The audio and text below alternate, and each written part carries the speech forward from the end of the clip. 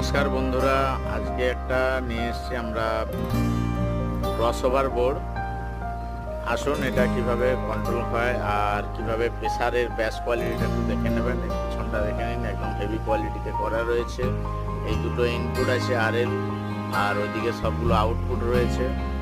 এখান থেকে এই সাইডটা যে রয়েছে, এই সাইডে আপনি মনে করলেন মিড চালাতে পারেন অথবা হরেন চালাতে পারেন। হরেন এছাড়াও আরও অনেক কিছু কোয়ালিটি রয়েছে এই বোর্ডটার মধ্যে।